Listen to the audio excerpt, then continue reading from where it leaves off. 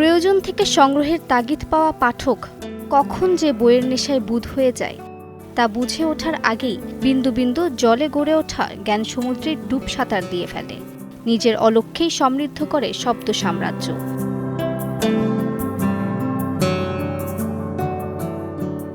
বইমেলা উপলক্ষে আমাদের বিশেষ আয়োজন রিডিং রুমের আজকের অতিথি কবি ও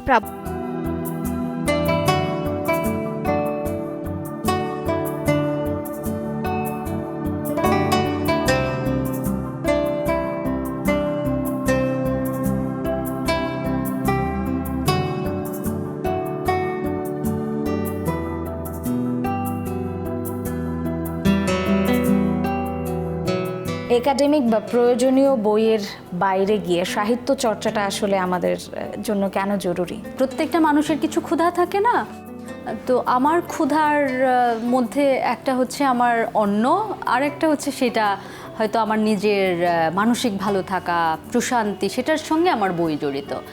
এখন কেমন করে এটার সঙ্গে সম্পর্ক হলো সেটা তো এত অর্গ্যানিক এমনভাবে হয়েছে। আমি যখন হাই স্কুলে পড়তাম, বিশ্ব সাহিত্য কেন্দ্র করতাম, তখন সেই থেকে বই পড়ার সঙ্গে আমার সম্পর্কের শুরু। এবং ওই পড়তে পড়তে তো কেনা হয়, জমানো হয়, সঞ্চয় হয়, হতে হতে তারপর এই একটা চক্রের মতন ও চলতেই থাকে। তো চলছেই, কারণ আমার তো আর এর বাইরে কখনো বের হওয়া হয়নি। আমার নিজের লেখালেখি, নিজের কাজ, সমস্ত কিছু মিলিয়ে আমি তো এর মধ্যেই রয়েছি আর কি। আপনি তো জেন্ডার বিষয় নিয়ে গবেষণা করছেন। এই কিছুদিন আগেই সোশ্যাল মিডিয়ায় বেশ সমালোচনার ঝড় উঠেছিল শরীফ থেকে শরীফা বিষয়টি নিয়ে, এই গল্পের বিষয়টি নিয়ে। তো পাঠ্যপুস্তকে এই বিষয়টির সংযুক্তি এবং এই যে সমালোচনাটা হয়েছে, এই বিষয়টিকে আপনি কিভাবে দেখছেন? দেখুন, আমার এখন এই কদিনের এই মেলাতেই একটি বই বের হওয়ার কথা, সেটি এখনও অর্ধেকটা ম্যাটেরিয়াল পাবলিশারের কাছে গেছে, বাকিটা এখনও আমি আজকালকের মধ্যে দেব। সেটা হচ্ছে মাধ্যম নিয়ে, মার্শাল ম্যাকলুহানের উপরে বই। সেখানে উনি একটা সুন্দর কথা বলেছেন যে হট মিডিয়া কুল মিডিয়া নিয়ে বলতে গিয়ে উনি বলেছেন যে আসলে দেখুন, এক সমাজে যেটা হট মিডিয়া হিসেবে কাজ করে, অন্য সমাজে সমাজের চরিত্র ভিন্ন হওয়ার কারণে সেটা কুল মিডিয়ার মতন কাজ করতে পারে। এখন এই যে মানুষের পছন্দ, ট্রান্সজেন্ডার, যদি আমি সেই জায়গাটাতেই বলি, কার জীবন কেমন হবে এটা একান্তই তার ব্যক্তিগত পছন্দ অপছন্দের ব্যাপার। সেইখানে আপনি কোনো কিছুর নামেই সেই ব্যক্তির স্বাধীনতাকে আপনি খণ্ডিত করতে পারেন না, আপনি বিনষ্ট করতে পারেন না। আর রাষ্ট্র এবং সমাজের কাজ হলো সমাজের মানুষের জন্য, ব্যক্তি মানুষের জন্য স্বাধীনতার জায়গাকে প্রসারিত করা। ফলে যে ঘটনাটিকে সমালোচনা করা হচ্ছে, যে গ্রন্থে কেন শরীফ থেকে শরীফার যে গল্প যুক্ত করা হলো, এই সমালোচনাটাই একটা কুপমণ্ডকতার আচরণ। তাদের এই গল্প গ্রন্থে আসবে এবং যেই বয়সের ছেলেমেয়েদের জন্য এটা সংযুক্ত করা হয়েছে, এটাই আবশ্যক, এটাই করতে হবে, এটাই প্রয়োজন। এটা এতদিন হয়নি বলেই সমাজে অনেক সমস্যা চলে এসেছে, কিন্তু যা চলে এসেছে তাকে আপনি সারা জীবন চালাতে দেবেন? এটা থামাতে হবে, পাল্টাতে হবে। কে পাল্টাবে? পাল্টানোর পদক্ষেপগুলো কে নেবে? এই যে বই বের করা এবং বই সেটা যুক্ত করা, এটা কিন্তু সেই প্রক্রিয়ারই একটা অংশ।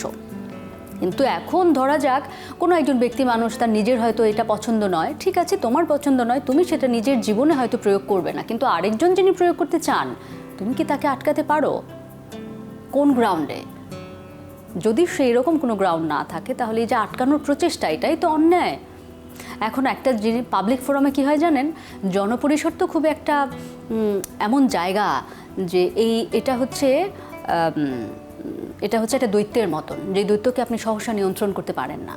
ফলে জনপরিসরে যখন একটা প্রসঙ্গ উঠে যায়, লোকেরা তো বলতে পারে, কিন্তু জনমত সবসময় ন্যায্যতাকে প্রতিফলিত করে, ব্যাপারটা তা নয়। আপনার সংগ্রহে অনেক বই আছে, তো কত ধরনের বই আপনি সংগ্রহ করেছেন? মোটা দাগে 5 ভাগে ভাগ করতে পারেন। এক, আমার হচ্ছে জার্নালিজম, মিডিয়া, কমিউনিকেশন, এই বিষয়ক একটা বড় সংগ্রহ পাবেন। আরেকটা সংগ্রহ কি, ফিল্ম রিলেটেড একটা বড় সংগ্রহ আছে, গ্রন্থ। তার সঙ্গে কি পাবেন? তার সঙ্গে আছে আর্কিটেকচারের বই। আর্কিটেকচারের বই আছে কারণ আমার হাজব্যান্ড উনি আর্কিটেক্ট, তার সেই সম্পৃক্ত বই আছে। আমার আর কি আছে, মানে ওই আর্কিটেকচারের বই বাদে আপনি লিটারেচারের বই তো পাবেনই, কবিতা, গল্প, উপন্যাস। তাহলে আমি একটার মধ্যে এখানে ফেলে দিচ্ছি। এর বাইরে আপনি পাবেন পুরাণ রিলেটেড, মিথোলজি, ভারতীয় পুরাণের উপরে একটা বেশ ভালো বড় সংগ্রহ আছে, এবং প্রবন্ধ সাহিত্য, মানে সেটার মধ্যে আপনি সারা বিশ্বেরই একটা রিফ্লেকশন আপনি পাবেন। এবং আত্মজীবনীমূলক বইয়ের উপরে বা আত্মজীবনীর উপরে আমার একটা আগ্রহ আছে বলে সেই রিলেটেড একটা বই, একটা সংগ্রহ আপনি পাবেন। এর সঙ্গে আরও দুটো আছে। একটা হচ্ছে রুমি, মাওলানা জালালউদ্দিন রুমি বিষয়ক তার অনেক বই পুস্তক মোটামুটি এখানে সংগ্রহ করা আছে, এবং আরেকটা হচ্ছে ইতিহাস বিষয়ক প্রচুর মোটামুটি বই আছে। এর মধ্যে বিশেষভাবে দেশভাগ রিলেটেড এবং মুক্তিযুদ্ধ রিলেটেড, কারণ ওই দুটো আমার আগ্রহের জায়গা, এবং আগ্রহের জায়গা থেকেই সেখানে আমি নানাবিধ কাজও করতে শুরু করি, যে কারণে এই হচ্ছে মোটা দাগে 5-6 ভাগে যদি ভাগ করি, এই তো।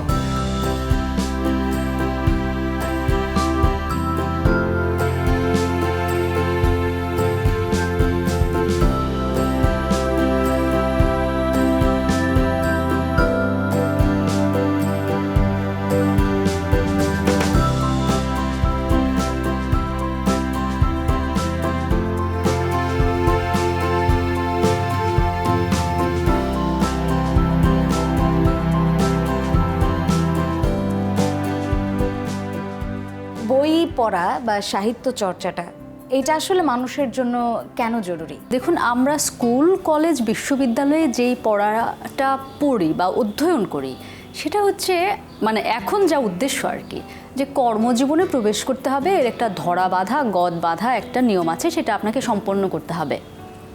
কিন্তু জীবনটা তো শুধু স্কুল, কলেজ, বিশ্ববিদ্যালয়ের পাঠ না, এর অনেক বাইরে জীবনের বসবাস। জীবনকে পেতে গেলে এই জীবনে আপনার কত লড়াই থাকে, সংগ্রাম থাকে, ভেঙে পড়া থাকে।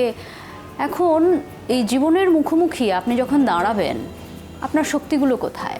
আমরা অনেক কিছু ভাবি, আমরা এটা হতে চাই, ওটা হতে চাই, জীবনে এ আমার পাশে থাকবে, ও আমার পাশে থাকবে, কিন্তু সত্যিকারের জীবনটা না প্রত্যাশার মতো না।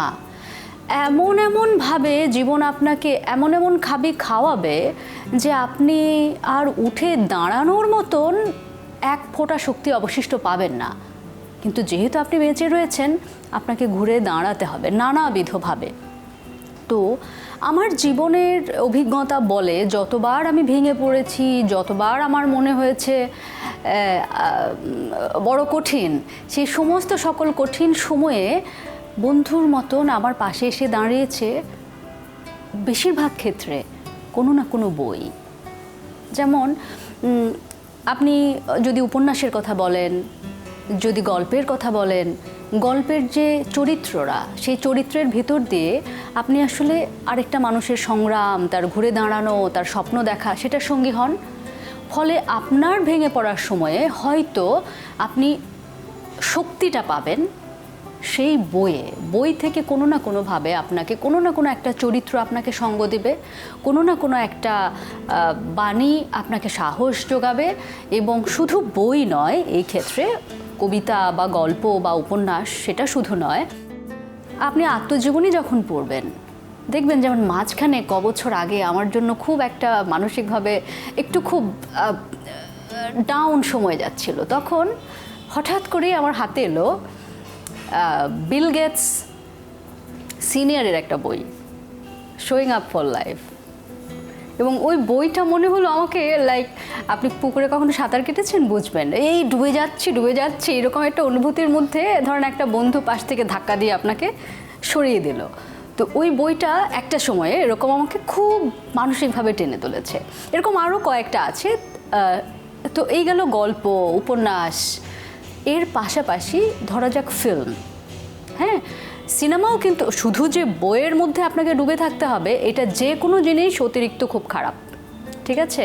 আপনি দিন দুনিয়া, সংসার, জীবন সমস্ত কিছু ভুলে বইয়ের মধ্যে ডুবে রইলেন, দেন হোয়াট ইজ দ্য পয়েন্ট? এই বই কিসের জন্য? জীবনের জন্য। তোমার জীবনই যখন আর তোমার জীবনে থাকছে না, তখন এই বইয়ের অর্থ কী? ফলে শুধু বই নয়, বইয়ের সঙ্গে আপনি সিনেমা দেখুন, এখন তো এটাও তো পড়া, আপনি ইউটিউবে বক্তৃতা শুনুন, তো আপনার সঙ্গে দেখবেন সঙ্গী হয়ে থাকবে উপন্যাসের কোনো একটা চরিত্র, কবিতার দুটো লাইন, মহাভারতের একটা চরিত্রের দুঃখ সে কেমন করে জয় করলো। ধরেন আপনি রয়েছেন যৌতুকগৃহে, জীবনে বহু সংকটের ভেতর দিয়ে যাচ্ছেন, তো মহাভারতের সেই যে পঞ্চপাণ্ডব সে যৌতুকগৃহ থেকে কেমন করে মুক্তি পেয়েছিল, দেখবেন আপনি একটা আশাবাদ পাবেন, কোথাও না কোথাও কোনো না কোনোভাবে আমি ঘুরে দাঁড়াতে পারবো। একই রকমভাবে সিনেমার একটা চরিত্র আপনি হয়তো দেখবেন, যেমন ধরেন মাই লিটল সানশাইন। হ্যাঁ, আমরা কত কিছু ভাবি জীবনে এই করে ফেলবো, এই করে ফেলবো, কিন্তু শেষমেশ যে জীবন যখন আপনাকে শূন্য হাতে ফেরাবে, সেটার মধ্যেও লার্নিং আছে, সেটাকে কেমন করে কোপ আপ আপনাকে করতে হবে সেটাও শিখতে হয়। ফলে শুধু ওই ক্ষুণ্ণিবৃত্তি, চাকরি করো, বাকরি করো, ব্যবসা করো আর খাও আর জীবন ধারণ করো, ওর মধ্যে জীবন পুরোটা থাকে না। জীবনকে বাঁচাতে হলে আপনার একদিন বিকেলবেলায় পরিজনদেরকে নিয়ে পার্কে অকারণে হাঁটতে হবে, একটা সিনেমা দেখতে হবে, বাচ্চাকে নিয়ে বসে একটু কবিতা পড়তে হবে, বা কেউ নেই শুধু নিজের আত্মাটাকে বাঁচিয়ে রাখার জন্য দুটো গান শুনতে হবে। এই সবই কিন্তু এই যে বই পড়া এবং এই একই গোত্রভুক্ত আর কি, সেটা আমি বলতে চাইছি।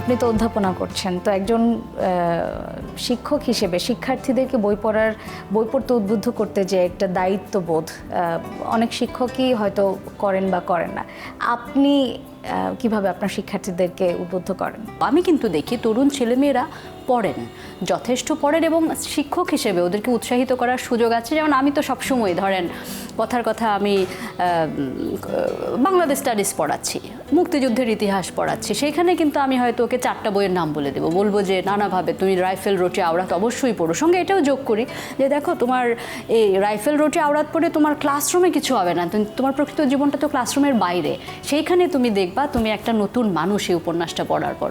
ওকে হয়তো বলছি তুমি কিন্তু 71-এর চিঠি পড়ো, তুমি কিন্তু 71-এর দিনগুলো পড়ো, এখান থেকে তোমার হয়তো পরীক্ষায় প্রশ্ন আসবে না, কিন্তু আবার ওকে যেন এটা আমি পড়াতে পারি কী করে, ওকে আমি একটা অ্যাসাইনমেন্ট দেই, হয়তো মুক্তিযুদ্ধ রিলেটেড আমরা যে চ্যাপ্টারটা পড়লাম, ওকে তো এর বাইরে আমি কিভাবে নিতে পারি, তখন ওকে একটা নাম্বার যুক্ত করে দিতে হয়। বললাম যে ঠিক আছে, তোমাদের 10 মার্কস, তোমরা ওই বইটা পড়ে একটা রিভিউ করে ভিজুয়াল ডকুমেন্টারি বানিয়ে আমাকে জমা দেবা।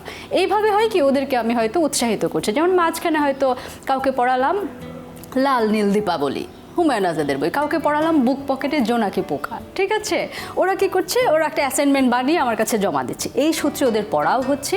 আবার আমারও ভালো লাগছে যে অনেকে আছে সে হুমায়ুন আজাদের নামই শোনে নাই, ঠিক আছে, আমি ওদেরকে দোষ দিচ্ছি না, ওদের বড় হওয়া, চারিপাশ, দায়িত্ব তো ওদের নয়, ওদেরকে জানানোর দায়িত্বটা তো আমরা যারা ওদেরকে বড় করি তাদের, তাই নয় কি?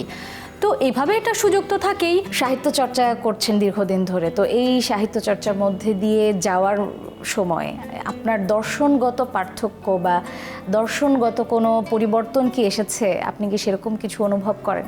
বটেই বটেই, কথা আছে না যে এক মানুষ কখনো এক নদীতে 2বার স্নান করতে পারে না। জানেন, মানে শক্তিমান মানুষ শুধু শারীরিকভাবে তা নয় আর কি, মানসিকভাবেও যদি আপনার সকল দুয়ার খোলা থাকে, হাওয়া যেমন আসে এবং পুরনো হাওয়াকে ঘর থেকে বের করে ক্রমাগতভাবে আপনার নবায়ন হওয়ার একটা প্রয়োজন রয়েছে।